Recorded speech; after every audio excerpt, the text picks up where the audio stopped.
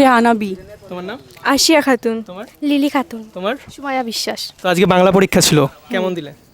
মোটামুটি ভালোই দিয়েছি পরীক্ষা, ভালোই দিয়েছি পরীক্ষা। তোমরা কোন স্কুল থেকে এসেছো? আমরা দেপাড়া বিষ্ণুপুর দেপাড়া হাই থেকে। স্কুল। কত অ্যান্সার করেছো আজকে? আজকে 50 নম্বরে করেছি। 50 নম্বর। প্রশ্ন কি যে কঠিন এসেছে? কেমন লেগেছে তোমার? প্রশ্ন খুব একটা কঠিন আসেনি, কমন এসেছিল। আর শর্টসগুলো একটু কঠিন ছিল। শর্টগুলো কঠিন ছিল। আর রচনা? রচনাটাও একটু কঠিন ছিল। বাংলার উৎসব কমন পাওনি? উম, এটা তো হ্যাঁ খুবই কমন। এসেছিল। আচ্ছা, ঠিক আছে। এরপর ইংরেজি পরীক্ষা, তো প্রিপারেশনটা কেমন আছে? মোটামুটি ভালোই চলছে ইংরেজি পরীক্ষার। আচ্ছা, তোমার আর্টস গ্রুপ না সায়েন্স?